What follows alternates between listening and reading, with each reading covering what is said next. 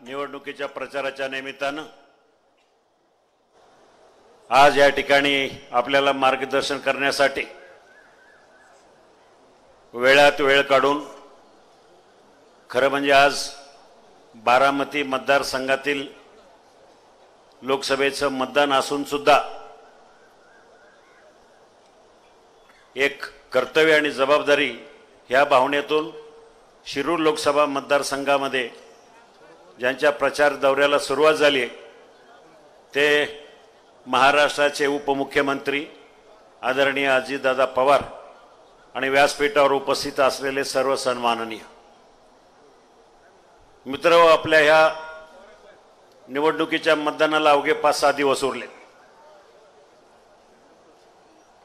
13 तारखेला ह्या निवडणुकीचं मतदान आहे। गेल्या 3-4 महिन्यापासून शिरूर लोकसभा मतदारसंघ तसा चर्चेत होता।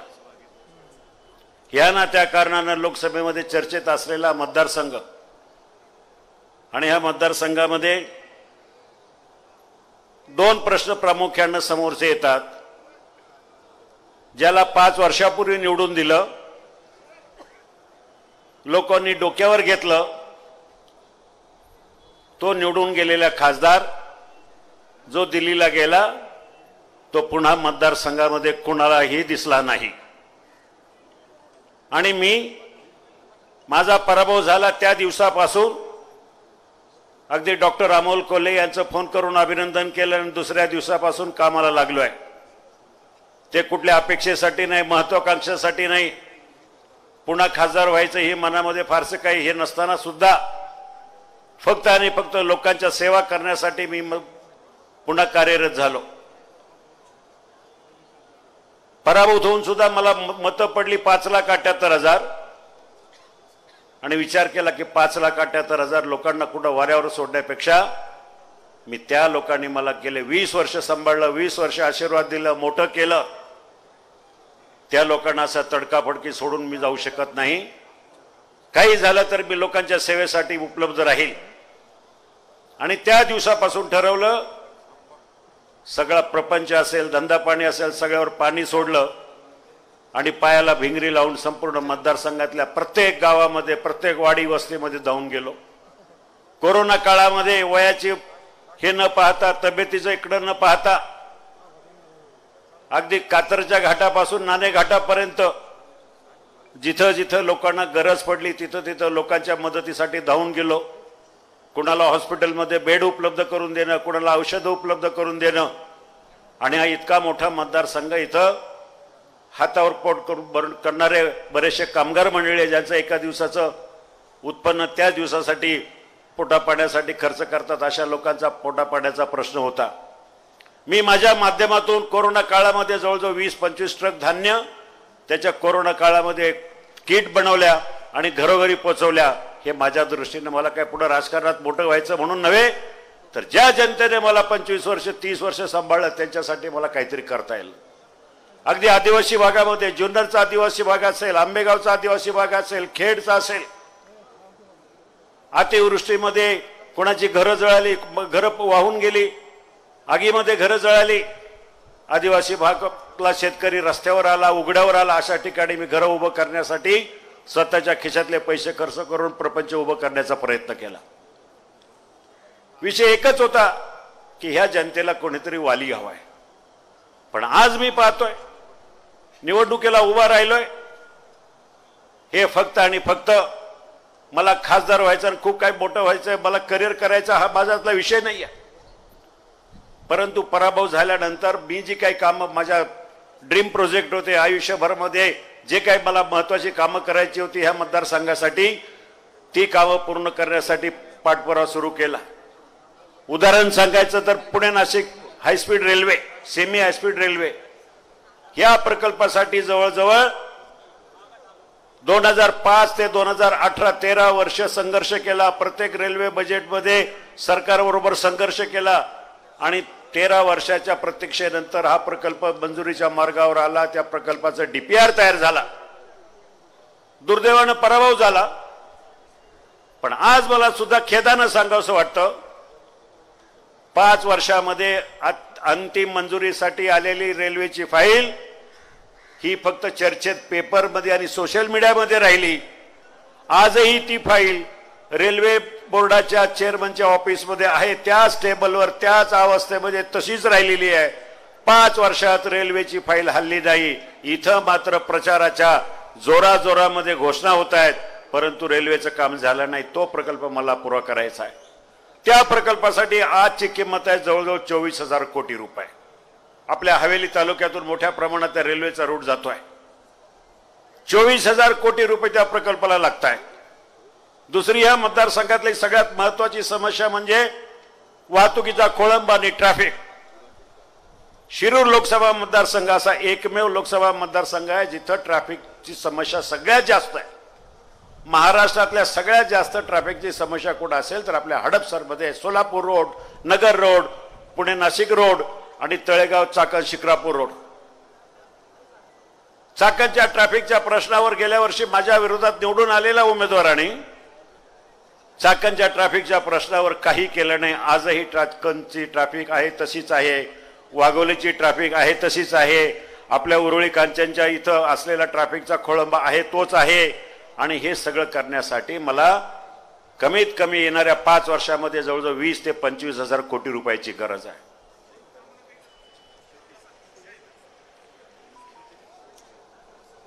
एकंदरीत जर बघितलं तर 45 ते 50,000 कोटी रुपये जर शिरूर लोकसभा मतदारसंघासाठी लागत असतील तर ते केंद्र सरकारच्या माध्यमातून केंद्रामध्ये येणाऱ्या सरकारचाच त्यांच्याच विचाराचा खासदार असला तरच ते निधी मिळू शकेल. आणि उद्या केंद्रामध्ये येणारं सरकार हे नरेंद्र मोदींच्या नेतृत्वाखालीच असणार याबद्दल तीळमात्र शंका नाही. कारण गेल्या 10 वर्ष आपण पाहिलं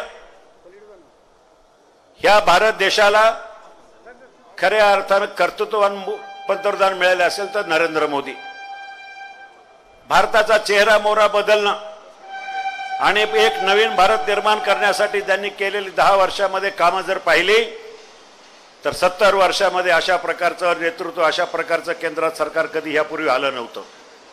मग केंद्रात जर नरेंद्र मोदी सरकारचं येणार असेल, केंद्रामध्ये नरेंद्र मोदी पंतप्रधान होणार असतील तर माझ्या शिरूर लोकसभा मतदारसंघातला खासदार सुद्धा त्यांच्याच विचाराचा असला पाहिजे. त्यांच्याच विचाराचा खासदार असेल तर ह्या मतदारसंघामध्ये येणाऱ्या 5 वर्षामध्ये 45-50,000 कोटी रुपयाचे प्रकल्प पूर्ण करण्यासाठी त्याला मोठ्या प्रमाणात मदत होईल. प्राधान्याने ते प्रकल्प मंजूर होतील. अन्यथा 5 वर्षापूर्वी निवडून दिलेल्या चुकीच्या खासदारानं केंद्रामधून एकही रुपयाचा निधी आणला नाही, सिंगल नवा रुपयाचा निधी आणला नाही. जे काय जाहिराती आणि स्टंटबाजी चालू आहे ती मी 2014 ते 2019 मध्ये मंजूर केलेल्या प्रकल्पाची जाहिरातबाजी चालू आहे. आणि म्हणून हे सगळं परिस्थिती पाहता आपल्याला विरोधी पक्षातला खासदार निवडून दिल्यानंतर मतदारसंघाचं किती मोठं नुकसान होतं हे आपण सगळ्या जनतेनं पाहिलंय. म्हणून मला आपल्याला विनंती करायची, आज त्याच्याकडे प्रचाराचे मुद्दे काय? गेल्या 3-4 महिन्यापासून प्रचाराचा मुद्दा हेच होता की केंद्र सरकारनं शेतकऱ्यावर अन्याय केले, केंद्र सरकारनं कांद्याच्या निर्यात बंदी उठवली नाही, त्यामुळे शेतकरी उद्ध्वस्त झालाय. आम्हाला सुद्धा शेतकऱ्याची तळमळ आहे, आम्ही सुद्धा शेतकरीच आहोत.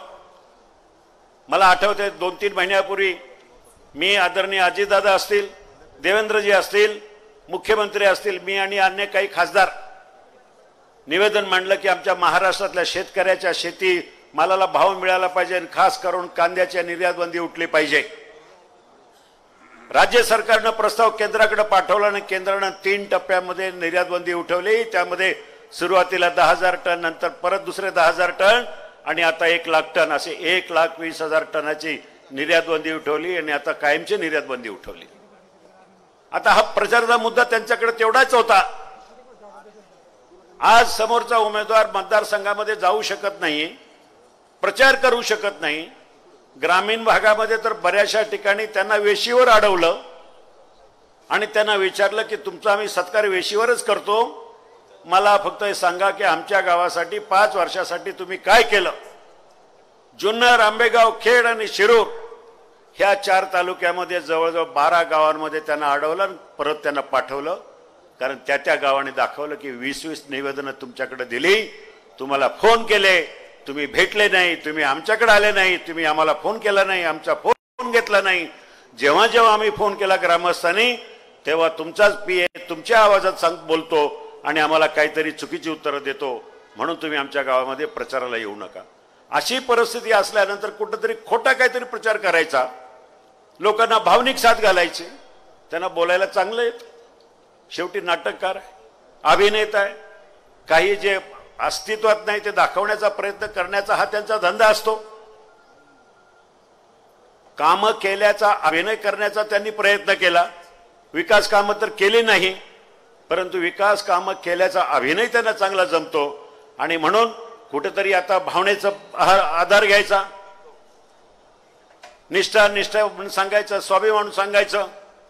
मला आवर्जून सांगावं वाटतं की ह्या माणसाने निष्ठा आणि अमोल कोल्हे याचा जाती मात्र काडी मात्रही संबंध नाही, कारण ज्यांनी 5 पक्ष बदलले त्यांनी निष्ठेच्या गप्पा शिकू नये. सगळ्यात मोठा महागद्दार म्हणजे अमोल कोल्हे आहे.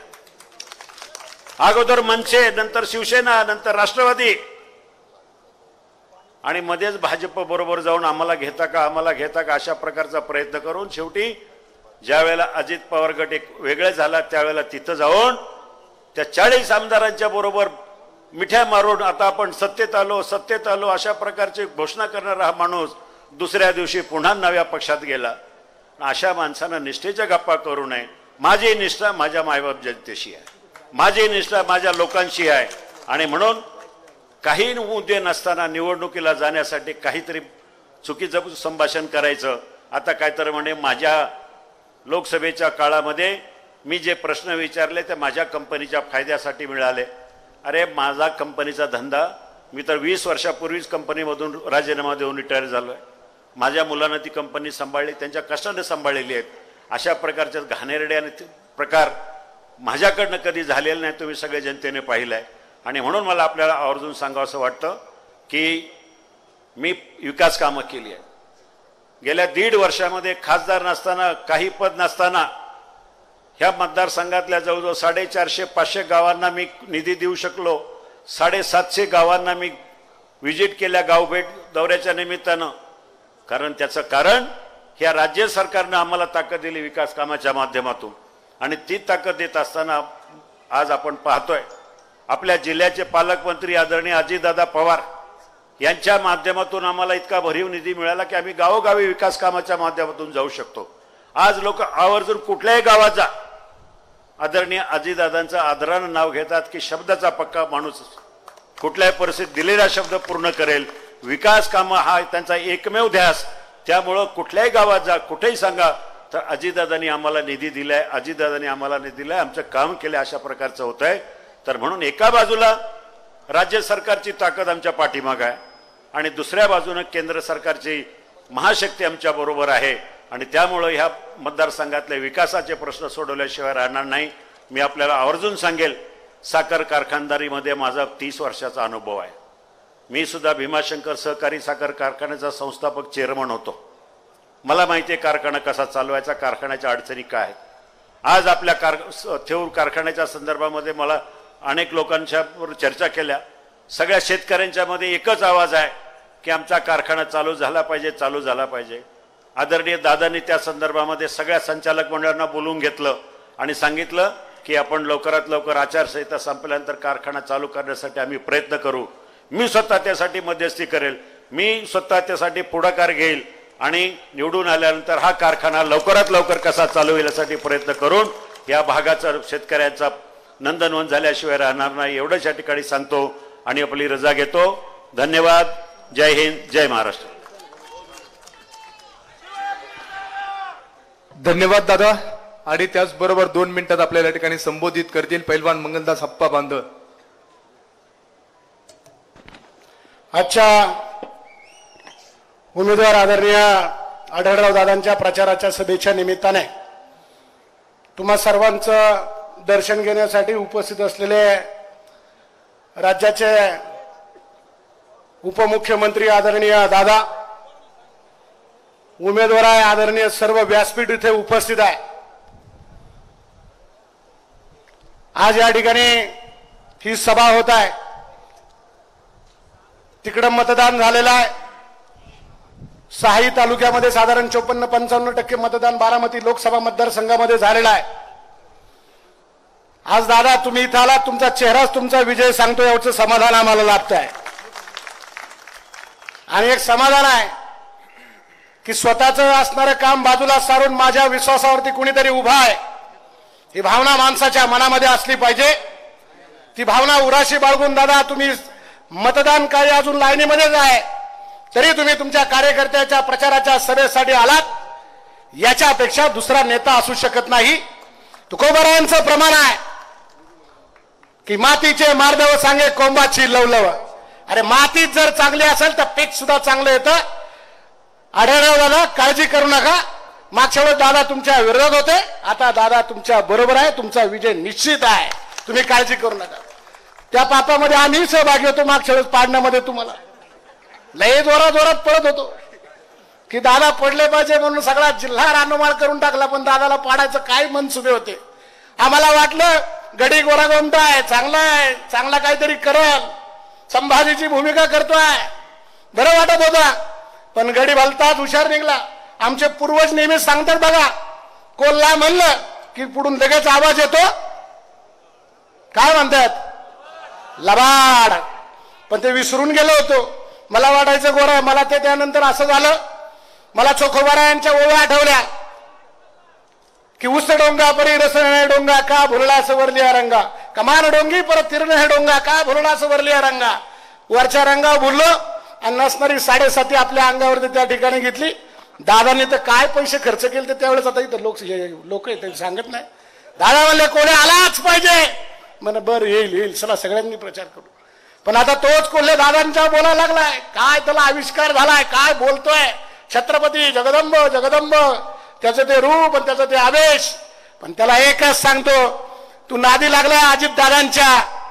अरे बसलेला हत्ती उभा राहिलेल्या गाढवापेक्षा फार मोठा असतो, तू कुणाची बरोबरी करायला निघलाय. दादांनी लय भले भले घरी बसवले, आता तुझा नंबर आहे, तू चिंताच करू नको. तू 13 तारखेला एकदा मतदानाला आला की 4 तारखेला तू बुक्का घेऊनच घरी जायचं, तू काळजीच करायची नाही अजिबात. कारण इथं दादा आहे. आज तिथलं एवढा मोठा आव्हान असताना अनेक तिथं वेगवेगळ्या पद्धतीच्या क्लुप्त्या लढवल्या गेल्या त्या मतदारसंघामध्ये, पण 6 तालुक्यामध्ये दादा एकटे पुरून उरलेले आहेत. आपल्याला त्याचं नक्कीच त्या ठिकाणी 4 तारखेला सगळं भवितव्य कळणार आहे. पण मित्रांनो, हा दादांच्या त्या ठिकाणी मोदी साहेबांच्या वरती बोलतो, देवेंद्र फडणवीस यांच्यावरती बोलतो, आदरणीय दादांच्या वरती बोलतो, शिवाजी दादांच्या वरती बोलतो. पण मला एक सांगायचं दादा, तो एका बाजूला आला की छत्रपतीच्या भूमिकेचं अनुकरण करतो, सांगतो मी छत्रपतींचा वारस आहे, मी छत्रपतींचं काम करतो, मी छत्रपतींची भूमिका केलेली आहे. आणि दुसऱ्या बाजूला गेला की माळी समाजाचा विकास राजकरीत बसलाय. आपण ते नेहमी म्हणतात मी माळी समाजाचा माणूस आहे. कधी आला का सावता माळीच्या पुण्यतिथीला? कधीच नाही आला. कधी गेला का फुल्यांचं वाड्यात दर्शन घ्यायला? तो कधीही नाही गेला. फॉर्म भरायला सुद्धा तो गेला नाही फुल्यांच्या वाड्याचं दर्शन घ्यायला. कधी गेला सावित्रीबाई फुल्यांचं दर्शन घ्यायला? मग तू कशाचा माळीस? अरे जे दैवत आहे त्यांच्या तरी कधीतरी पाय पडेल का? तू छत्रपतींची भूमिका केली त्यावेळेस गेला साताऱ्याला सांगितलं छत्रपतीच्या गादीशी मान करणार नाही. त्याचा ते आवाज आणि त्याचं नजर आणि त्याचे ते डोळे, छत्रपतींशी गद्दारी करणार नाही. काल परवा गेला साताऱ्याला, दादा तुमची सभा झाली, हा तिथं गेला आणि शशिकांत शिंदेची सभा करताना सांगितलं उदयनराजांचा पराभव झालाय. अरे आम्ही पण मराठ्यांच्या अवलादी, आमच्या नादी लागू नकोस, तुला जातीवादच करायचा आहे तर अशा पद्धतीचा जातीवाद करू नको. आम्ही जातीला मानणार नाही, आम्ही फुले शाहू आंबेडकरांच्या विचाराची आदर्शवादी माणसं आहोत. आणि म्हणून मित्रांनो आपण लक्षात ठेवा, ही वृत्ती समाजामध्ये त्या ठिकाणी ते निर्माण करते. काल परवा इथं सभा झाली, पवार साहेब इथं उपस्थित होते, त्याच्यावरती अनेक कार्यकर्ते बोलले. दादांच्या पुतण्याला तर दादांचं तुमच्यावर लई प्रेम निर्माण झाले, त्याच्यात मलाही त्यांनी घेतले. मला म्हणतो मी जर आता तिथं असतो तर कानाखाली मारले असे. दादा मी रोज 2,000 जोर मारतो, तू कशाला माझ्या नादी लागतो? त्याला सांगा पुतण्याला नीट. मी काय एवढा साधा गडी आहे का आला लगेच मारलं मला? चांगला आहे बाबा, चांगला राहा. अरे तुझ्या सगळ्या खुराड्या अख्खे कारखाने तुमच्या नावावरती त्यांनी वजनात खाल्ले आणि अख्ख्या संपूर्ण जिल्ह्यामध्ये त्याची जी खुराडी आहेत ना 5-6 जिल्ह्यामध्ये कोंबड्यांची खुराडी, ती सुद्धा दादा तुमच्या जीवावर चालतायत. त्यांना अजून दादाचा आवाका माहिती नाही. अरे राहा, व्यवस्थित राहा. तू कुणाची बरोबरी करायला निघलेला आहे? म्हणून रोहित पवारांना मी जाहीर आवाहन करतो. मी तर यशवंतराव चव्हाणांच्या विचाराचा माणूस आहे. तुम्ही जरी आम्हाला शिव्या दिल्या तर आम्ही त्या बाजूला जाणार नाही. आणि म्हणून एवढंच सांगेल की यशवंतराव चव्हाण आणि वसंतदादांची सभा एकदा पुण्यामध्ये होती आणि त्या सभेमध्ये अगोदरच्या झालेल्या विरोधकांच्या सभेमध्ये यशवंतराव चव्हाण आणि वसंतदादांना यशा आणि वशा संबोधलं गेलं. दुसऱ्या दिवशी यशवंतराव चव्हाण साहेब आणि वसंतदादांची सभा होती.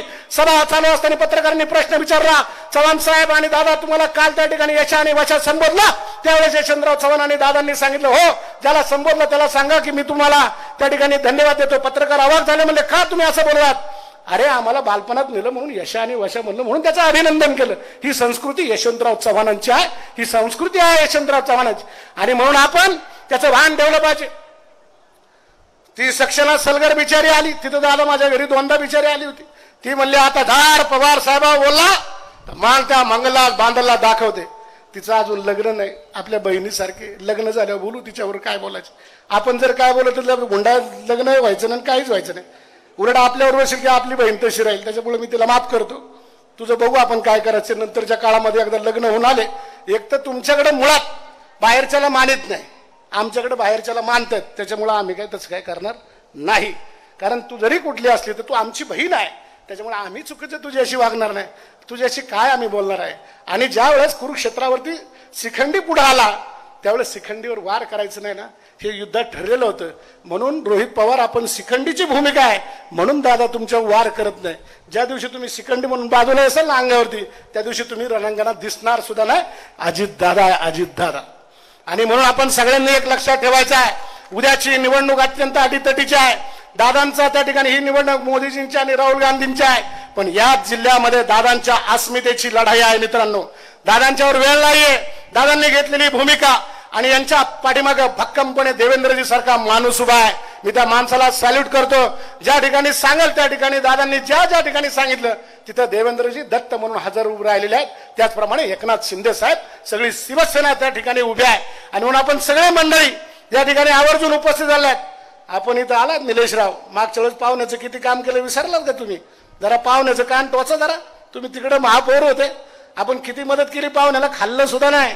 आता पाहुणा दुसरंच काहीतरी बोलतोय. आणि म्हणून मित्रांनो आपण एकच काम करायचं आहे. उद्याच्या या शिरूर हवेलीच्या मतदारसंघामध्ये जी आपले गावं येतात त्या गावामध्ये आपापसातले मतभेद बाजूला करूयात आणि एक चांगलं काम आपल्याला त्या ठिकाणी करायचं आहे. राम 500 वर्षांनी मोदीजींनी आणलेला आहे, त्यांचा असणारा सगळा प्रवास आपण त्या ठिकाणी पाहिलेला आहे. आणि म्हणून मित्रांनो आज दादांच्यावरती वेळ आहे. सगळ्यांनी त्या ठिकाणी दादाचं संरक्षण करण्याची गरज आपल्याला आहे. आढळराव दादांसारखा माणूस इथं उभा आहे. मागच्या वेळेस केलेलं पाप आता आपल्याला भरून काढायचं आहे. काही झालं तरी चालेल, चेंडी तुटो नाही तर पारंबी तुटो. अजित दादाने केलेला उमेदवार आता आपल्याला निवडून आणायचा म्हणजे आणायचाच. तुमचं मत त्या ठिकाणी असणाऱ्या कमळाला जाणार आहे, तुमचं मत धनुष्यबाणाला जाणार आहे आणि तुमचं मत घड्याळाला जाणार आहे.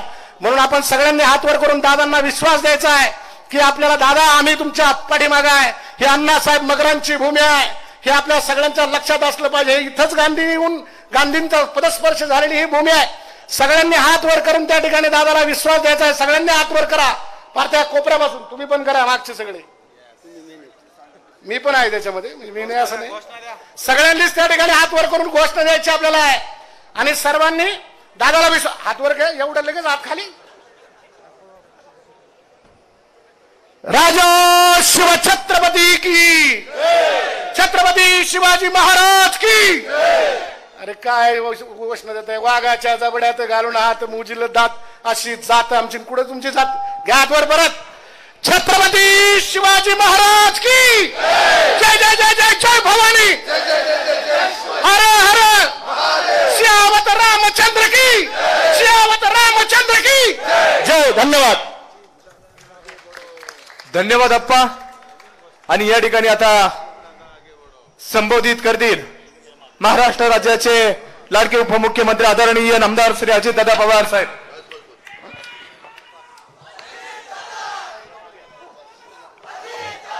आजचे आपले उमेदवार महायुतीचे शिवाजीराव पाटील,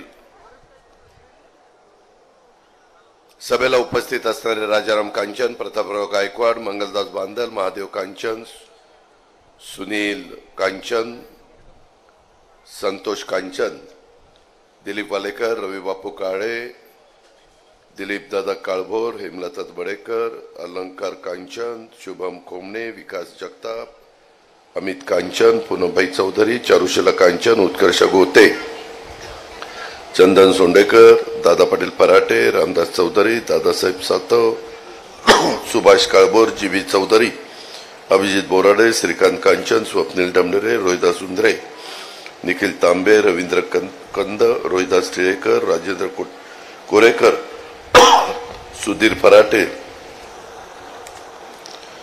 सारिका लोणारे, राजेंद्र गव्हाणे, सुभाष जगताप, अण्णा महाडिक, मिलिंद हरगुडे, नवनाथ काकडे, जयेश कंद, एल.बी. कुंजीर, बाळू चौधरी, अक्षय शिंदे, रंजिता गाडवे, ज्योती थोरात, लोचन शिवले, अक्षय अडरराव, नितीन गोते, शामराव गावडे, विपुल शितोळे, रवींद्र कंद, कीर्तिताई कांचन, संचिताताई कांचन, विकास राजकर, मोहन जवळकर, मोरेश्वर काळे, माझ्या उरळी कांचन पंचक्रोश येथील जमलेले सर्व सन्माननीय पदाधिकारी, महायुतीचे घटक पक्षांचे सर्व सहकारी, प्रतिष्ठित नागरिक, पत्रकार मित्र, बंधू भगिनींनो, माझ्या तरुण मित्रांनो, आपल्याला सगळ्यांना माहिती आहे की देशामध्ये सगळीकडे सार्वत्रिक निवडणुका लोकसभेच्या लागल्यात. पहिला, दुसरा, तिसरा टप्पा संपलेला आहे. 14 टप्पा आपला 13 तारखेला आहे आणि त्यामध्ये आपलं पुणे लोकसभा, शिरूर लोकसभा आणि आपली मावळ लोकसभा, इथं अनुक्रमे शिवाजीराव आढळराव पाटील, मुरलीधर मोहोळ आणि आपले श्रीरंगप्पा बारणे असे आपल्या जिल्ह्यातनं हे 3 जण उभे आहेत. आणि आता मी ठरवलंय की आजपासून ह्या 3 लोकसभा मतदारसंघामध्ये उद्याचं मतदानाचा आधी 48 तास प्रचार बंद होतो तोपर्यंत थांबायचं. मित्रांनो, अनेकदा मी उरळी कांचनच्या परिसरामध्ये आलोय, अनेक सभा घेतल्यात. तुम्ही पण मला 23 जवळपास 33 वर्ष झाली. तुम्ही मला 91 साली इथनं खासदार म्हणून निवडून दिलं होतं. बारामती लोकसभा मतदारसंघामध्ये हा उरळी कांचनचा सगळा परिसर होता. तेव्हापासून तसं माझा आणि तुमचा थोडा बहुत डायरेक्ट इनडायरेक्ट संबंध यायला लागला. अनेक चढ उतार आपण बघितले. अनेक जिल्हा परिषदेच्या निवडणुका, अनेक आमदारकीच्या, खासदारकीच्या निवडणुका, सहकारी संस्थांच्या निवडणुका, बऱ्याच निवडणुकीमध्ये आपण एकमेकाच्या समोर आलो. एकमेकाचं म्हणणं आपण ऐकून घेतलं. जनतेला जे योग्य वाटलं ते जनतेने करण्याचा प्रयत्न केला. आज इथं येत असताना इथं अनेक मान्यवरांच्या पदस्पर्शाने पुनीत झालेला हा माझा उरळी कांचनचा परिसर आहे. आणि ह्या परिसरामध्ये येत असताना स्वर्गीय मणिभाई देसाई असतील, स्वर्गीय दत्तोबा कांचन साहेब असतील, बाकीचे इतर मान्यवर असतील. मगाशी स्वर्गीय अण्णासाहेब मगर साहेबांचा पण उल्लेख झाला की ज्यांनी या आपल्या परिसरामध्ये सहकारी साखर कारखाना उभा केला, त्याच्याबद्दल काही सुतोवाच माझ्या सहकारी मित्रांनी केलेला आहे. मी त्याच्यावर येणार आहे. मित्रांनो, एकंदरीतच इथं ही सभा कशा करताय की उद्याच्या 5 वर्षाच्या करता देशाची सूत्र कोणाच्या हातामध्ये द्यायची आणि त्याच्याकरता कोणाच्या विचाराचा खासदार हा दिल्लीमध्ये निवडून पाठवायचा आहे. खरं तर मागे 2004, 2009 आणि 2014 आम्ही अनेकदा प्रयत्न केला. त्यावेळेस मी वेगळ्या बाजूला होतो आणि शिवाजीराव आढळराव पाटलांना पराभूत करण्याच्या करता आम्ही प्रयत्न करायचो. परंतु त्यांचा लोकसंपर्क, त्यांचं जनतेशी असणारं जिव्हाळ्याचं नातं, सातत्याने डाऊन टू अर्थ अशा पद्धतीने त्यांची कामाची भूमिका, आणि आपण इथले खासदार आहोत, लोकांचे प्रश्न सुटले पाहिजेत, लोकांच्या अडचणी दूर झाल्या पाहिजेत, आपण त्यांना उपलब्ध असलं पाहिजे, अशा प्रकारची भूमिका त्यांनी त्या ठिकाणी मांडली आणि त्याच्यामुळं त्यांनी नेहमीच यश खेचून आणलं. मी विचार करत होतो काय करावं. 2019ची निवडणूक लागली. आम्ही अनेकांचा विचार करत होतो. मंगलदास बांदल पण मला म्हणलं होतं, दादा आपलाही विचार करा. इतरांनी पण अनेकांनी सांगितलेलं होतं. आम्ही त्याच्यामध्ये विलास लांडेचा विचार करू पाहत होतो. प्रदीप कंदला मी सांगितलेलं होतं, पण प्रदीप कंद म्हणला मला खासदारकीत इंटरेस्ट नाही, मला आमदारकीत इंटरेस्ट आहे. त्याच्यामुळे तिथं ते बारगळलं. अशा अनेक दिलीपरावांना मी विनंती केली, वळसे पाटलांना, दिलीपराव बाद झालं ना आता इथं महाराष्ट्रामध्ये, आता जावा दिल्लीला, तुमची गरज आहे. म्हणले दिल्लीला नाही. आणि मग काय करावं असाच मुंबईच्या घरी बसलो होतो आणि आपल्या धनंजय मुंडे यांचा विरोधी पक्षाचा बंगला B3 किंवा B4 हा तिथं होता.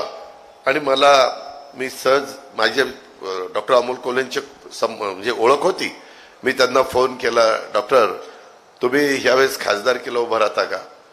ते म्हणले दादा माझा काहीच संबंध नाही, मी शिवसेनेमध्ये, असं कसं तुम्ही काही म्हणता? म्हणलं तुम्ही या, आपण तुम्हाला खासदारकीला शिरूर लोकसभा मतदारसंघात उभं करू. आणि तशा पद्धतीने मी बोलवल्या उद्धवजी ठाकरे साहेबांना ती बातमी कळली. उद्धवजींचे सारखे फोन यायला लागले त्यांच्या फोनवर. मी ते बघितलं, उद्धवजी ठाकरे त्यांचा फोन घेतला आणि माझ्या खिशात ठेवला. म्हणलं ते गप्पा साथ तुम्ही. मस्तपैकी आम्ही आमच्या घरी जेवलो आणि धनंजयला सांगितलं 4 वाजता प्रेस लाव. आणि मी प्रेसला घेऊन गेलो आणि तिथं जाहीर केलं डॉक्टर अमोल कोल्हे हे राष्ट्रवादी काँग्रेस पक्षाचे शिरूर लोकसभा मतदारसंघाचे उमेदवार. त्यांनी सांगितलं का मी फक्त प्रचार करणार, बाकीचं जे काही कार्यकर्ते जे काही असेल ते सगळं तुमचं तुम्ही बघायचं. हा म्हणलं आम्ही आमचं दिलीपराव सगळे आम्ही बघू, तुम्ही काही काळजी करू नका, तुम्ही फक्त प्रचाराला वेळ द्यायचा, आपण जीवाचं रान करू. आणि त्यावेळेस खरं तर तुम्हाला सगळ्यांना माहिती आहे की आपल्या महिला वर्ग मोठ्या प्रमाणावर मराठी मालिका बघत असतं किंवा हिंदी पण मालिका. म्हणजे एक वेळ नवऱ्याला जेवायला घालायला उशीर करतील पण मालिका सोडणार नाही. थांब रे तू थांब जरा, थांबा ना, रोजच आहे तुमच्या जेवणाचं, जरा बघते ना मी, चालली ना आजची सिरियल मला बघायला नको का? मग माझं जमलिंग होतं की काल काय झालं आज काय सांगितलं. तर जेव्हा आम्ही पण गप्पा बसतो, बाबा तू बघ नंतर जेवायला घाल, पण घाल जेवायला. मित्रांनो गमतीचा भाग जाऊ द्या, परंतु त्यावेळेस छत्रपती संभाजीराजांची भूमिका फार गाजलेली. आपल्याला आज छत्रपती संभाजी महाराजांचा इतिहास आपल्या समोर आला की एक शौर्य योद्धा कसा असू शकतो, एक राजा, एकही त्या ठिकाणी युद्ध न हरलेला. परवा असंच झालं, तिथं भूमिपूजन करताना त्या युद्धाच्या ऐवजी इलेक्शन म्हणून निवडणूक न हरलेला झालं. ब्रेकिंग न्यूज, अजित पवार युद्ध विसरलेले, निवडणूक डोळ्यासमोर आली. त्याच्यामुळे युद्ध न हरलेला अशा पद्धतीचं हा आपला राजा. आणि माझ्या खूप दिवस मनामध्ये होतं की या राजाचं असं का स्मारक करायचं की आपल्याला पण अभिमान वाटला पाहिजे. त्यांच्या नावाला साजेसं स्मारक वडूला आणि तुळापूरला त्या बाबतीमध्ये करायचं. आणि मी त्याचा बराच प्रयत्न करून आता एकनाथराव शिंदे, देवेंद्रजी, मी आणि आमचे बाकीचे सगळे महायुतीचे सन्माननीय सहकारी यांनी तिथं भूमिपूजन केलं. पण फार सुंदर प्लॅन केलेला आहे. तुम्हाला तो पाहिल्यानंतर तुम्ही पण म्हणाल की खरंच स्मारक केलं तर छत्रपतींच्या नावाला साजेसं संभाजीराजांचं स्मारक झालं. पुढच्याही पिढीला शेकडो वर्ष त्यांचा इतिहास, हजारो वर्ष त्यांचा इतिहास समजला पाहिजे, अशा प्रकारची आम्हा लोकांची भूमिका. हे सगळं करत असताना ती भूमिका गाजली. आपल्या इथं काय होतं, आपल्या इथं लोकांनी एखादा चित्रपट बघितला, एखादी मालिका बघितली तर लोक त्या व्यक्तीला त्या मालिकेतनच बघायला लागतात. मला आठवतंय तिथं रामायण महाभारत आलं आणि त्यावेळेस ती सीता, राम आणि लक्ष्मणाचं ज्यांनी काम केलं, लोक ते जातील तिथं पाया पडायचे. सीताबाई आली, राम आले आणि नंतर ते निवडणुकीला उभं राहिले, तिघही निवडून आले भरपूर मतांनी. म्हणजे एवढे लोक त्याच्यात इन्व्हॉल्व्ह होतात. त्याचा फायदा निश्चितपणे मागच्या वेळी शिवाजीराव आढळरावांचं काम चांगलं असताना पण रावण पण निवडून आला होता. आणि हे कोण सांगतोय? मंगलदास बांधल सांगतोय. म्हणजे लक्षात ठेवलंय बारकाईनं. तर मित्रांनो नाही, पण त्याचा खरंच अभ्यास आहे. तुम्ही मागाशी बघितले वेगवेगळे अभंग, अमुक तमुक, ते आपल्या म्हणजे माझ्या तर डोक्यावरून जातं. मी म्हणतो कुठलं याचा पहिलवान गडीन कसं ह्याच्या डोक्यात एवढं राहतं. हा गोविंदा विरुद्ध राम नाईक इतके एकतर्फी निवडून येणारी व्यक्ती. तो मतदारसंघ 100% भाजपचा, 100%. काँग्रेसने डोकं चालवलं, कोण इथं करावं, त्यांनी काढलं गोविंदाला. बरं गोविंदाचा त्यावेळेस चित्रपट हे गाजलेले लोक गोविंदाला बघितल्यानंतर हेच शेकाळायचे, हे शिट्ट्या मारायचे, हे गोविंदा. आणि गोविंदा पण का त्याच्यात ते पण निवडून आले. आणि मला एकदा आठवतंय अमिताभ बच्चनला बहुगुणाच्या विरोधात उभं केलं होतं. हेमवती नंदन बहुगुण फार मोठी व्यक्ती होती उत्तर प्रदेशची, पण त्यावेळेस काँग्रेसला त्यांचा पराभव करायचा होता आणि त्यांनी अमिताभनी 5 वर्ष पूर्ण केली जाईल, नंतर राजीनामा मध्येच दिला आणि ते निघून गेले. सांगायचं तात्पर्य हे लोक आहे ना, हे सेलिब्रिटी असतात। यांना लोकांच्या बाकीच्या प्रश्नाशी फार घेणं देणं पडलेलं नसतं। मला नंतर निवडून आणल्यानंतर आम्ही सगळ्यांनी आणलं निवडून, तुम्ही मतदान केलं, तुम्ही आशीर्वाद दिले, शेवटी सर्वस्व तुमच्या हातात आहे, तुम्ही मतदार राजा आहात। पण हे सगळं होत असताना तिथं काय झालं ते मला 1 वर्ष 2 वर्षांनी म्हणाले, दादा हे आपल्याला नको बाबा। माझा पण फार व्यावसायिक परिणाम व्हायला लागला।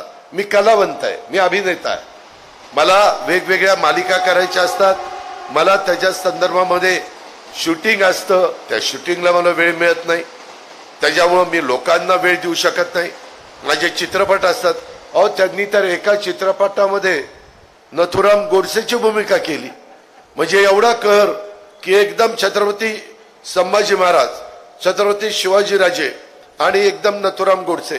मी त्यांना म्हणलं हे असं कसं? ते म्हणले आपण कलाकार आहे, त्याच्यामुळे काय जे भूमिका सांगतील आणि जे आपल्याला मानधन देतील ते काम आपण करणार। अरे पण म्हणलं जरा तरी जसं काही अभिनेते खराब ऍडव्हर्टाईज करायला तयार होत नाही, समजा काही जे एखादं तरुण तरुणींना व्यसन लागणारी गोष्ट असेल तर ते नाही तयार होत, ते म्हणतात ते नाही, माझ्या बुद्धीला पटत नाही, मी जरी पैसे मला मिळणार असतील तर ती जाहिरात मी करणार नाही, मी काहीतरी माझ्या समाजाचं जनतेशी बांधिलकी आहे त्याच्यामुळे मी ते करणार नाही, असे पण उदाहरण आहेत। आणि काही काही पैसे करता कुणाच्या जाऊन लग्नात नसतील, कुणाला वाढायला बसतील, काही करतील, फक्त त्यांना पैसा पाहिजे असतो आणि ते तेवढा पैसा मिळाला की कुणाच्याही वरातीत नाचत बसतात, काही म्हणजे ते जे सांगितलं ते करत असतात। नाहीतर म्हणतील अजित पवारांनी कलाकारांचा अपमान केला, तसं नाही, कलाकार तर दिग्गज आहेत, त्यांच्याबद्दल आम्हाला आदरच आहे। सांगायचं तात्पर्य त्यांना मी नंतर एवढं समजावून सांगितलं, डॉक्टर कोल्हे थांबा, असं करू नका, तुम्ही राजीनामा देऊ नका, फार माझी अडचण होईल, लोक मला पण बोलतील तुला कळत नव्हतं का, तू कस काय असा उमेदवार आणला। आणि त्याच्यातून आम्ही कसं बस सांगून साहेब सांगायचे, साहेब म्हणायचे तू त्या ठिकाणी शोधून काढलं ना, तू तिकीट द्यायला लावलं ना, तू सांग आता त्यांना।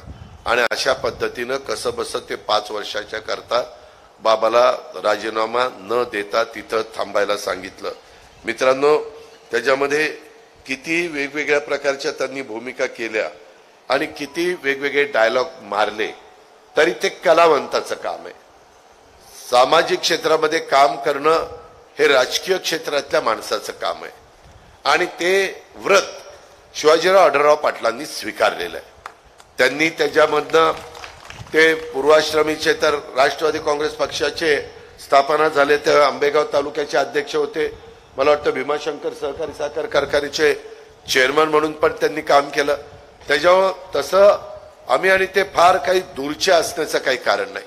माझी तुम्हाला विनंती आहे की यावेळेस पण आम्ही असाच पद्धतीचा विचार केला आणि यांनी तर मला सांगितलं होतं की मी राहणारच नाही, त्याच्यामध्ये वेगवेगळ्या पद्धतीनं मला ज्यावेळेस मी अनेक वर्ष पवार साहेब सांगतील ते ऐकत आलो, परंतु नंतरच्या काळामध्ये 30 वर्ष उलटून गेल्यावर मी साहेबांना म्हणलं की साहेब आता तुम्ही थोडंसं, आम्ही प्रफुल्ल पटेल, सुनील तटकरे, मी, त्याच्यामध्ये जयंत पाटील पण आमच्यात होते, आम्ही सगळेजण, भुजबळ साहेब, हसन मुश्रीफ, दिलीप वळसे पाटील, खूप जण, 80% लोक, आमचं सगळ्यांचं म्हणणं एकदा तर 100% सांगितलं, साहेब आता उद्धव ठाकरे साहेबांचं सरकार पडलेलं आहे, आम्हाला असं वाटतं की आपण भाजप बरोबर मागे तुम्ही बाहेरनं पाठिंबा दिलेला होता 2014ला, नंतर मग काय झालं, तुमच्या मनात बदल झाला, 2017ला तुम्ही त्यांच्यावर जायचं ठरवलं होतं,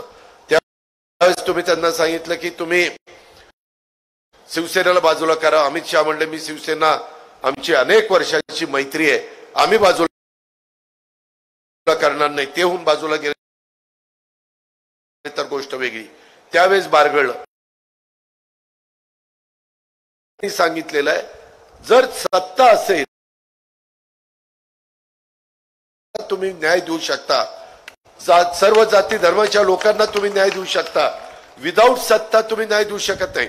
तुम्ही मोर्चे काढू शकाल, तुम्ही आंदोलन करू शकाल, तुम्ही उपोषण करू शकाल, तुम्ही त्या ठिकाणी वेगवेगळ्या प्रकारच्या रॅली घेऊ शकाल, पण त्याच्यातून तुम्हाला प्रश्न सोडवता येणार नाही. आणि तुम्ही बघा, चव्हाण साहेबांची राजकीय कारकीर्द काढली तर एकदा अपवाद वगळता चव्हाण साहेबांनी नेहमी सत्तेच्या बरोबर राहण्याचा प्रयत्न केला. तो स्वतः करता केलेला नव्हता, तो समाजाच्या करता केलेला होता. माझा मागासवर्गीय असेल, माझा आदिवासी असेल, किंवा माझा अल्पसंख्याक असेल, ओबीसी असेल किंवा बहुजन असेल, ह्या सगळ्या समाजाच्या करता त्यांनी काम केलेलं होतं. मित्रांनो, तुम्ही पण मला अनेक वर्ष अनेक पदं दिली. बँकेचं 7 वर्ष चेअरमन केलं, वेगवेगळ्या पद्धतीनं तुम्ही मला आमदार केलं, खासदार केलं, राज्यमंत्री, मंत्री, 5 वेळेला उपमुख्यमंत्री, बहुतेक विरोधी पक्ष नेता, बहुतेक पदं ही मला तुम्ही त्या ठिकाणी मिळवून दिली. तुम्ही ताकद माझ्या पुणे जिल्ह्यातल्या जनतेने, पिंपरी चिंचवड, पुणे शहरातल्या नागरिकांनी माझ्या पाठीशी उभी केली. मी कामाचा माणूस आहे, मला उगीच गप्पा मारायला आवडत नाही. एक गाव 2 तुकडे कधी कधी मी सांगत असतो, त्यावेळेस काहींना वाईट वाटतं. पण मित्रांनो, व्यवहारिक दृष्टिकोन ठेवला पाहिजे.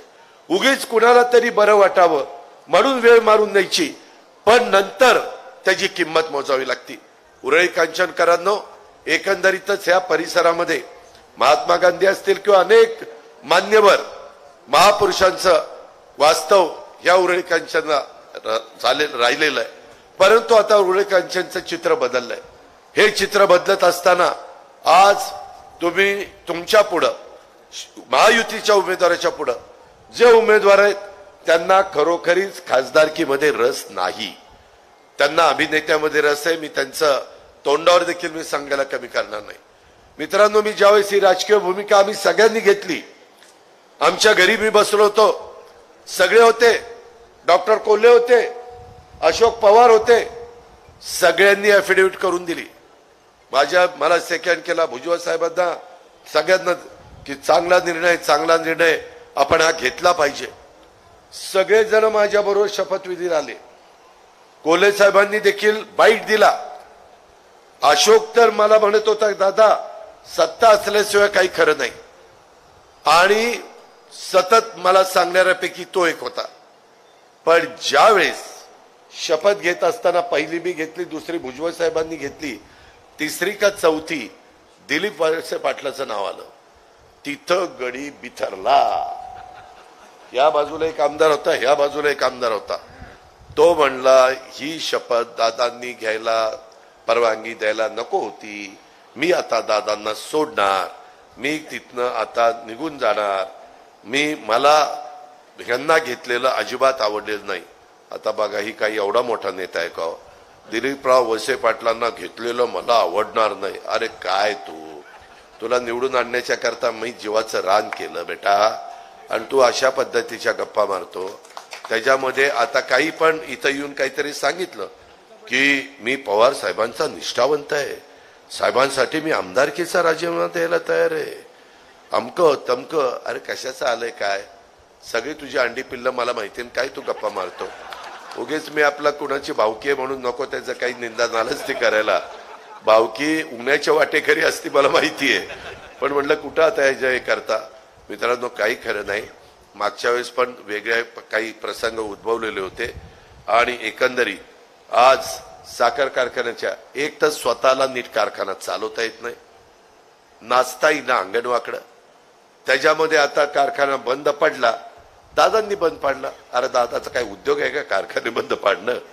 उलट माझ्यासारख्यांनी अनेक कारखाने, राहुल कुल्ला विचारा, त्यांचाही कारखाना अडचणीत होता. आम्ही सगळेजण बसलो आणि त्याच्यातनं एक त्यांनी उद्योगपती परराज्यातनं आणला, मिराणी का काहीतरी त्यांचं नाव आहे, निराणी, आणि त्याला ते आता टायप केलेलं आहे. त्या देवेंद्रजी होते, मी होतो, राहुल होते, आणि ते सगळेजण होते. आज तो कारखाना चाललाय की नाही? आता मी तर तसा भाग घेतलेला नसताना ठेवर कारखाना बंद पडला. तो कशामुळे बंद पडला, काय पडला, तो मला माहितीये. त्याच्यानंतर अनेक निवडणुका इथं यायचं, मला निवडून द्या, मी ठेवर सहकारी साखर कारखाना चालू करून दाखवेन, असं कितीतरी निवडणुकीत कितीतरी लोकांनी सांगितलं. पण कुणाच्या वडिलांना देखील तो कारखाना चालवता आला नाही. मित्रांनो, ही आपली एकंदरीत परिस्थिती. परंतु मधल्या काळामध्ये सुभाष जगताप, आमचे मोरेश्वर काळे आणि नवनिर्वाचित संचालक बोर्ड आलं, बाकीचे पण सहकारी होते. मला केव्हाही कुठल्याही शेतकऱ्याच्या एखाद्या कामाला, एखाद्या संस्थेला मदत करणं हा माझा मनुष्य स्वभाव आहे. मी लगेच 2-4 फोन लावले. साखर आयुक्ताला लावला, साखर VSIला लावला, MSC बँकेच्या चेअरमनला लावला. फाट फोन लावून की आता जरी आचारसंहिता असली तरी तुम्ही तुमचं ती पाहणी करा. आम्ही ह्याच्यातनं मोकळं झालो की आम्हाला सगळ्यांना त्याच्यात लक्ष घालायचं आहे. एक इथल्या हवेली तालुक्याचं ते वैभव आहे आणि हवेली तालुक्याचं वैभव आमच्या वडीलधाऱ्यांनी उभं केलेले, आमच्या अतिशय महत्वाच्या लोकांनी, म्हणजे ते मणिभाई देसाई असतील, अण्णासाहेब मगर असतील, दत्तोबा अण्णा कांचन असतील, अशा अनेकांनी त्याला उभं करण्याचा प्रयत्न, इव्हन शिवाजीराव घुले असतील, अशा अनेकांची नावं घेता येतील. त्यांनी सगळ्यांनी आपल्या परीनं तो चालवला. परंतु नंतर काही अडचणी आल्या. ठीक आहे, अडचणी येतात. कधी काही दुष्काळ पडतो, कधी ऊस कमी पडतो, कधी मॅनेजमेंटच्या काही चुका होतात आणि संस्था अडचणीत येतात.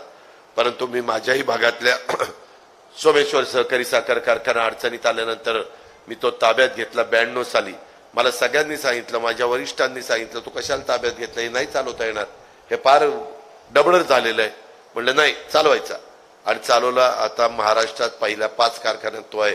3,350 रुपये भाव दिलाय. FRP तर दिलीच आणि काहीतरी काल परवा पुन्हा 100 रुपयाचा हप्ता दिला आणि अजून पुढं दिवाळीला पण देणार आहे. कारखाना चालवायचा तर एकदम खणखणीत नाणं चाललं पाहिजे. आता ह्याही बाबतीमध्ये सुदैवानी मी अर्थमंत्री आहे. एकनाथराव शिंदे आणि देवेंद्र फडणवीस हे आमच्या महायुतीतले घटक आहेत, प्रमुख आहेत. त्यांना एखादी गोष्ट सांगितलं तर तेही सकारात्मक असतात. त्याच्यामध्ये अर्थमंत्र्याची जबाबदारी महत्वाची असते, कारण गॅरंटी द्यायची असते. सहकार खातं आपल्याकडेच आहे, दिलीप वळसे पाटलांच्याकडे, म्हणजे राष्ट्रवादीकडेच आहे. मी दिलीपरावांना किंवा मी पण सहकार अनेक वर्ष संस्था चालवलेल्या आहेत. ह्या सगळ्यांना घेऊन आणि NCDC ते आहे अमित शहा त्याचे प्रमुख, त्यांच्याकडे सहकार खाता आहे NCDC, तो त्या विभाग त्यांच्याकडे. मी त्यांनाही सांगू शकतो, तुम्ही बघितलंय आता आम्ही ही भूमिका घेतल्यावर आमची पण मोठ्या मोठ्या लोकांच्या ओळखी झाल्यात, मोदी साहेबांच्या झाल्यात, गप्पा मारत बसलो होतो की नाही परवा, अमित भाईंच्या झाल्यात, अडाणीच्या झाल्यात, अंबानीच्या झाल्यात. मित्रांनो, आपण जर त्या क्षेत्रामध्ये उतरलो तर आपोआप ओळखी होतात.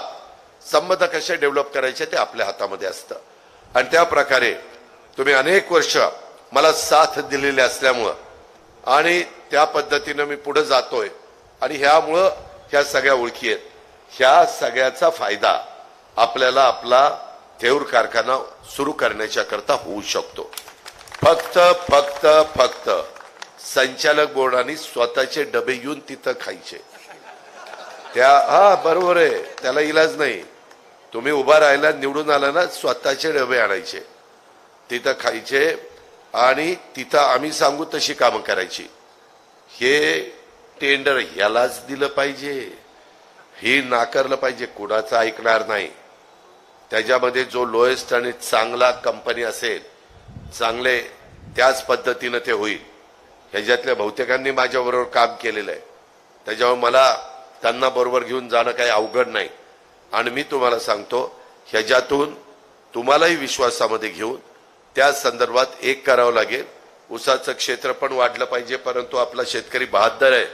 उद्याच्याला त्याला एकदा भाव मिळायला लागला आणि त्याचा ऊस वेळेत जायला लागला आणि त्याला समाधान मिळालं तर तो ऊस लावायला मागं पुढं बघत नाही. हा माझ्या शेतकऱ्याचा, हा माझ्या बळीराजाचा मला आजपर्यंतचा अनुभव आहे. त्यामुळं तुम्ही त्याबद्दल काही काळजी करू नका. आपण त्याच्यामध्ये व्यवस्थितपणे पुढे जाऊ, ही पण खात्री मी आपल्याला सगळ्यांना देऊ इच्छितो. मित्रांनो, दुसरं, इथं मला एकाने सांगितलं की दादा, आता दिलीपराव काळभोर इथं बसलेत, मार्केट कमिटीचे बाकीचे पण माझे सहकारी इथं आहेत. वेगवेगळ्या भागामध्ये उपबाजार सुरू करणं गरजेचं आहे. आता मोशीला आपण केला, इकडं हडपसरच्या ठिकाणी केला. काहींचं म्हणणं पेरणं, आपल्या सरकारी गायरानाच्या जमिनी ह्या कामाला देता येतात. दिलीपराव, तुम्ही 2-4 दिवस बसा माझं हे तारीख होय म्हणजे 13 तारीख होईपर्यंत माझ्या मते 13 तारखेच्या नंतर थोडंसं पश्चिम महाराष्ट्रातली आचारसंहिता शिथिल करण्याची शक्यता नाकारता येत नाही. कारण 20 तारखेला तर महाराष्ट्रातल्या सगळे मतदान संपतंय आणि नंतर फक्त 2 टप्प्यामध्ये 6वा आणि 7वा टप्पा देशामध्ये आचारसंहिता का असते की आम्ही आमच्या पदाचा गैरवापर करून लोकांना प्रलोभन दाखवू नये, लोकांची मतं घेऊ नये म्हणून. तर दिलीपराव त्यामध्ये काय करायचं कसं करायचं तुम्ही सगळेजण ठरवा आणि त्या प्रकारे करू. मित्रांनो, आज आपण 7 तारखेला आहे, उद्या 8 तारीख 8 मेला आपले उमेदवार शिवाजीराव आढळराव पाटलांचा वाढदिवस आहे आणि प्रदीपदादा कंद यांचाही वाढदिवस आहे. मी दोघांच्याही वाढदिवसाच्या निमित्तानं व्यक्तिशः माझ्या वतीनं आपल्या सर्वांच्या वतीनं मी त्यांना मनपूर्वक हार्दिक शुभेच्छा देतो. Many happy returns of the day उद्याच्या करता ह्याही शुभेच्छा देतो आणि त्यांना दीर्घायुष्य लाभावं, त्यांच्या आत्मसमाजाची चांगली सेवा घडावी अशाही प्रकारची परमेश्वरचरणी प्रार्थना करतो.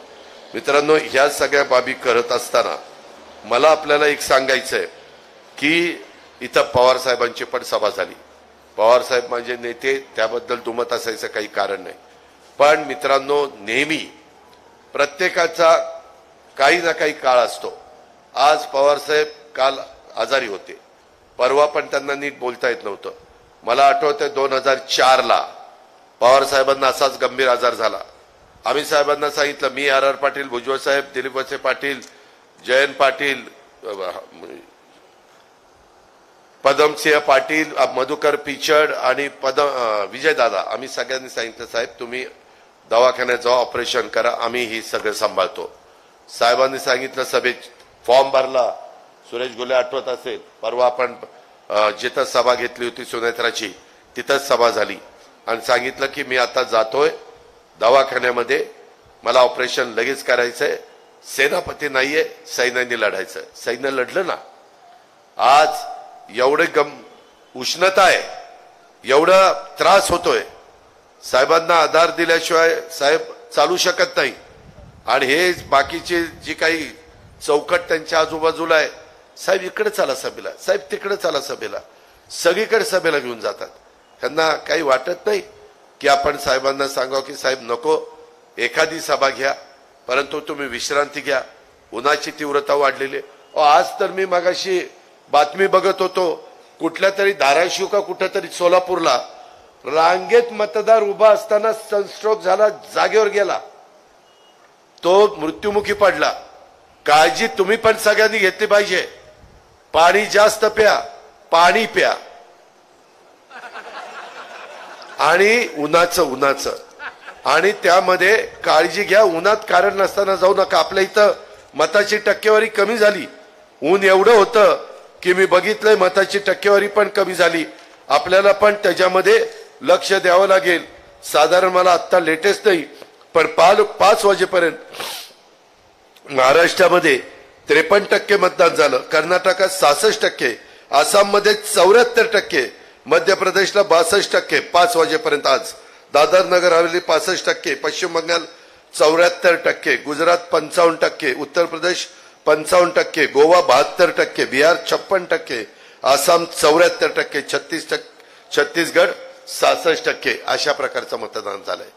आपल्याला सगळ्यांना, महायुतीच्या कार्यकर्त्यांना माझी विनंती आहे, भाजप, शिवसेना, राष्ट्रवादी काँग्रेस, आरपीआय, आठवले आरपीआय, त्याच्यामध्ये खरात, कवाडे, आमची शेतकरी सदाशिव खोतांची शेतकरी संघटना, रासप, मनसे, बाहेरनं पाठिंबा, बिनशर्त असे अनेक पक्ष त्याच्यामध्ये आहेत.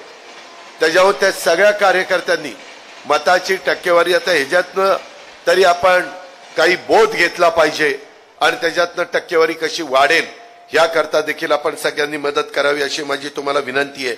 मित्रांनो, आज साहेबांनी सांगितलं की बाबा 72,000 कोटीची कर्जमाफी केली. आम्ही सगळ्यांनी मनापासून समाधान व्यक्त केलं. मित्रांनो, ती कर्जमाफी होती देशाच्या शेतकऱ्यांची. 2014ला देवेंद्रजी मुख्यमंत्री झाले, त्यांनी, मी विरोधी बाकावर होतो, त्यांनी कर्जमाफीची घोषणा केली फक्त महाराष्ट्राची 35,000 कोटीची, देशाची 71,000 कोटी, एकट्या महाराष्ट्राची 35,000. नंतर देवेंद्रजींचं सरकार गेलं, नंतर आम्ही सरकारमध्ये आलो, त्यावेळेस आम्ही पुन्हा 27,000ची कर्जमाफी केली, 27,000 कोटीची. म्हणजे संधी मिळाल्यानंतर आम्ही पण शेतकऱ्याच्याच पोटी जन्माला आलो. आम्ही पण लहानपणापासून शेती बघितलेली.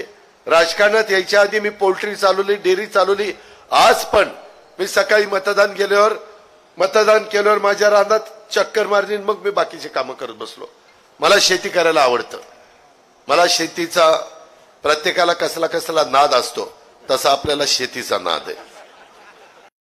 दुसरा काही नाद नाही, चौफुला बिपुलाचा नाहीच नाही.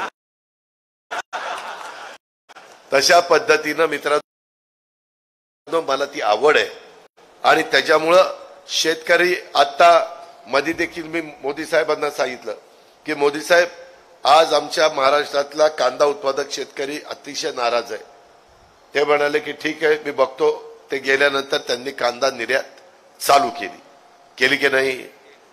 आज महाराष्ट्रातल्या माझ्या शेतकऱ्याला ऊसाचा भाव चांगला मिळतो. त्याला एकमेव कारण आहे, मोदी आणि अमित शहानी एफआरपी दरवर्षी वाढवली. आणि आम्हाला त्यांनी काय सांगितलं, बंधन आहे, देशामध्ये 31 रुपयाच्या आत कुणीही साखर विकायची नाही. सुरेशराव, अशा प्रकारचं बंधन पूर्वी कधी नव्हतं. दादा पाटील, आपण पण ह्या क्षेत्रामध्ये वावरलेला आहात.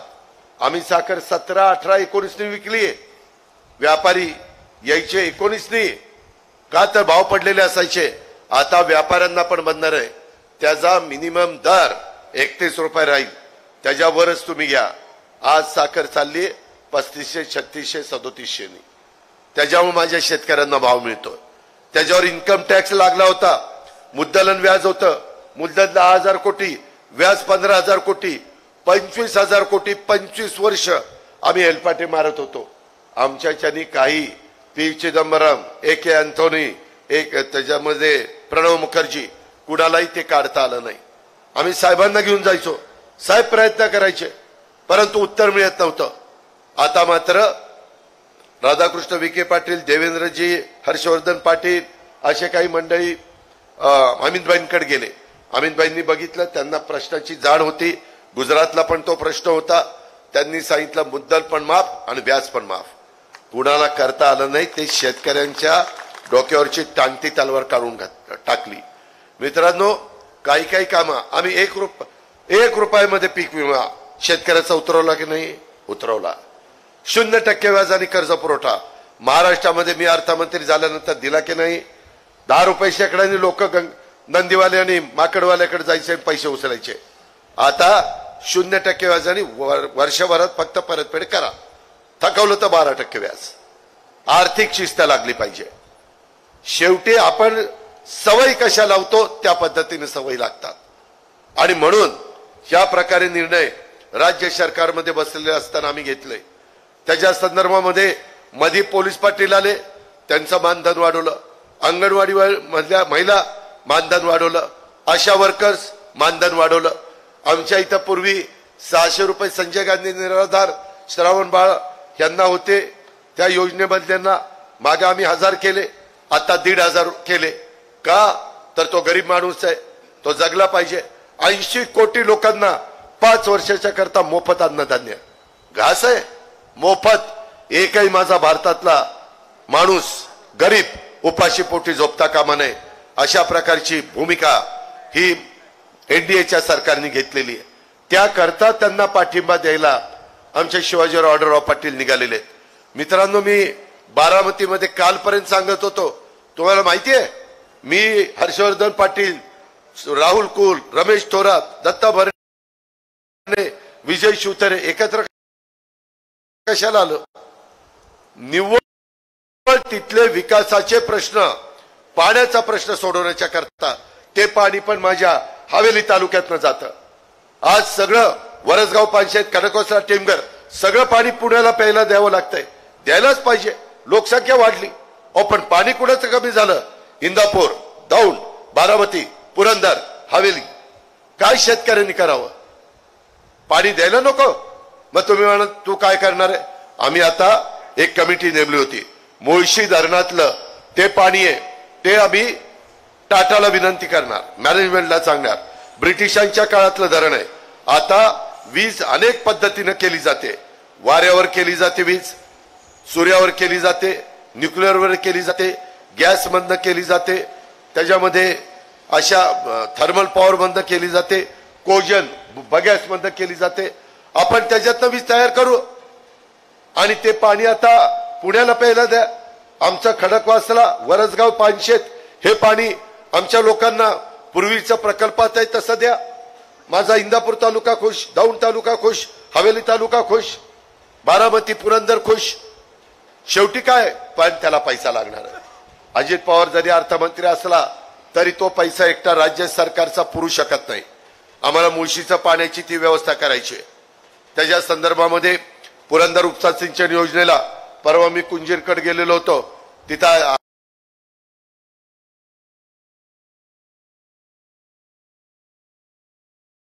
यायलाच नको, माझ्या शेतकऱ्याला वीज बिल भरायलाच नको. त्यांनी फक्त पाणीपट्टी भरायची आणि मेंटेनन्स खर्च व्हायचा. जैनाला तेच करणार, सिसायला तेच करणार, माझ्या लाकडी लिंबोडीला तेच करणार, पुरंदरला तेच करणार. अर्थसंकल्पात जाहीर केलंय. नंतर टेंबू, ताकारी, म्हैसार, उरमोडी, विष्णुपुरी पाणीपट्टी ठीक आहे, परंतु विजेचं बिल जास्त आहे ते कमी करण्याच्या करता आपण निर्णय घेतो का? हे सर्वसामान्यांचं सरकार आहे, शेतकऱ्यांचं सरकार आहे. ह्या पद्धतीनं आम्ही पुढे त्या ठिकाणी चाललेलो आहे.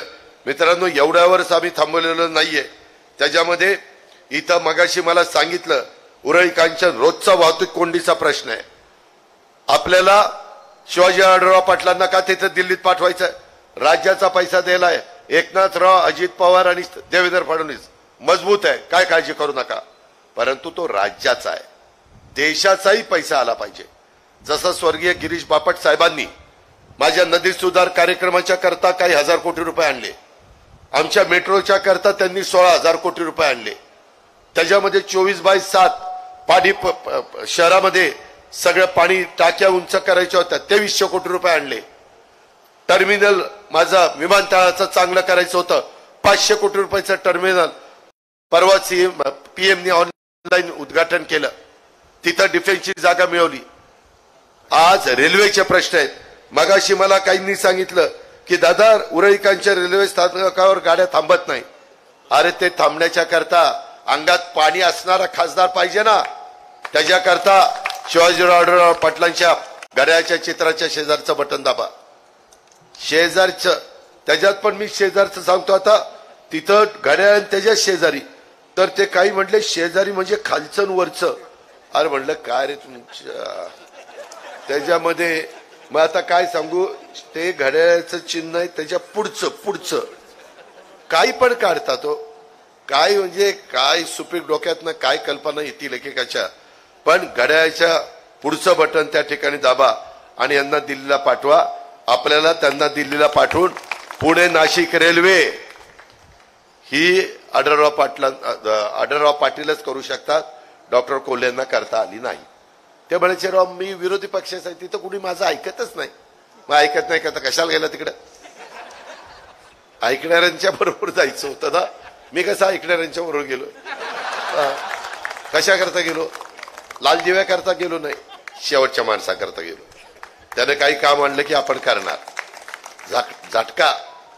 त्याच्यामध्ये मित्रांनो विद्यमान खासदारांनी त्यांची उपस्थिती पण फार काही चांगली नव्हती. उरळी कांचन मध्ये आणि माझ्या वाघोलीमध्ये वाहतुकीचा प्रश्न आहे. नितीन गडकरींनी काही प्लॅन केलेला आहे, त्याकरता केंद्राच्या विचाराचा खासदार गेला पाहिजे. मी तुमच्याकरता एकनाथराव, मी आणि देवेंद्रनी रिंग रोड 170 कोटीचा घेतलेला आहे, पुणे आणि पिंपरी चिंचवड. त्याच्यातनं पण वाहतुकीची बऱ्यापैकी कोंडी सोडायला मदत होणार आहे. हे मी अतिशय आता टेंडर प्रोसिजर झालंय, सगळ्याला मान्यता दिल्या, जमिनी ताब्यात घेतल्यात, जमिनीला पैसे राज्य सरकारने दिलेत. आता 20,000 कोटीचा प्रोजेक्ट आहे, 10 टेंडर काढलेले, 10 भाग केलेले. का तर काम लवकर उरकावं, चांगल्यातल्या चांगल्या कंपन्या L&T असेल, शापूरजी पालनजी असेल, जे लवकर काम करतील त्यांना टेंडर द्यायचा आमचा प्रयत्न आहे. ह्या पद्धतीनं आपल्याला पुढे जायचं आहे. त्याच्यामुळं ते काम, वाहतुकीची कोंडी आम्ही तुम्हाला सोडून देऊ. राज्य सरकारचा आम्ही प्रयत्न करू, केंद्राचा तुम्ही शिवाजीराव प्रयत्न करतील. मेट्रो, आपल्याला मेट्रो म्हणजे उरळी कांचन पर्यंत आणावं लागेल, तिकडे वाघोली पर्यंत न्यावी लागेल, तिकडे चाकण पर्यंत न्यावी लागेल, तिकडं चांदणी चौकाच्या पुढे न्यावी लागेल, तिकडं आंबेगाव पर्यंत न्यावी लागेल, इकडे सासवड पर्यंत न्यावी लागेल. हा प्लॅन, त्याच्यात 20% राज्याचे, 20% केंद्राचे, 10% कॉर्पोरेशनचे, अशा पद्धतीचा तो प्रोजेक्ट, 50% वित्तीय संस्थांचे. हा प्रोजेक्टला पण आम्ही मान्यता त्या ठिकाणी देण्याच्या करता पावलं उचलू. त्याकरता तुमची सगळ्यांची साथ हवी आहे. तुमचं एकंदरीत राहणं, तुमचं एकंदरीत जगणं सुखकर करण्याच्या दृष्टिकोनातनं ह्या सगळ्या गोष्टी करू. त्याच्यामध्ये पुरंदर उपसा सिंचन योजना फीडर मंजूर करणं, जागा मिळालेली आहे, कृष्णा खोऱ्याची जागा दिलेली आहे, ते खातं देवेंद्रजींच्याकडे आहे. आचारसंहिता संपल्यानंतर कुंजीर परवा तुम्हाला सांगितलेलं आहे, मला त्यांनी दाखवली ती जागा ह्याच्याजवळ, वळतीच्या जवळ. त्या पद्धतीनं आपण करू. ग्रामीण रुग्णालय मंजूर आहे, जादा निधी लागतोय. निधी देण्याचं तुम्हाला माहिती नसेल, पण तो कोणतरी अजित पवार आहे, त्याच्याकडे अर्थ खातं आहे, त्याला सांगू आपण निधी जास्त दे. जून मध्येच त्याचं अधिवेशन आहे. निधी 17च्या वर काही लागेल तो आपण त्याच्याकडनं मंजूर करून घेऊ. उरळी कांचन पोलीस स्टेशन पुणे शहराला जोडणं, हे पण आपल्या देवेंद्रजींच्या हातात आहे. कारण शहर वाढतंय, त्याच्यामुळं त्याच्यात आपण मार्ग काढू. त्याच्यामध्ये कोरेगाव मूळ पुलाचं काम, पुलाचे पण आम्ही वेगवेगळ्या नाबार्डमधनं पुलं मंजूर करतो. त्याच्यामध्ये राज्य सरकार पुलं मंजूर करतं. परवा मागेच मी आचारसंहिता लागायच्या आधी 382 कोटीचा पूल का 87 कोटीचा पूल करमाळा आणि आपला इंदापूरचा मी मंजूर करून दिला. काम टेंडर पण निघालं. रिंग रोडचं मी सांगितलं. अशा अरे ते सगळं झालं रे. ते सारखे शिवाजीराव म्हणतात वेळ झाली, वेळ झाली, वेळ झाली, वेळ. ते काय आपल्याला वेळ कळत नाही, पण ते उमेदवाराला फार वाटत असतं आपली पुढची सभा वेळेत व्हावी, सगळं उरकावं वगैरे वगैरे. त्याच्यामुळं मित्रांनो, उरळी कांचनकरांनो, माझा शब्द आहे, तुमचे हे आता मी सांगितलेली कामं हा अजित पवार तुम्हाला करून देईल. तुम्ही फक्त उद्याच्या 13 तारखेला कुठल्याही खोट्या नाट्या प्रचाराला, जातीपातीचा, नात्या गोत्याचा विचार न करता आपण घड्याळाच्या समोरील बटन दाबण्याचं काम करावं आणि शिवाजीराव आढळराव पाटलांना प्रचंड बहुमताने विजय करावं, हीच विनंती करतो आणि थांबतो.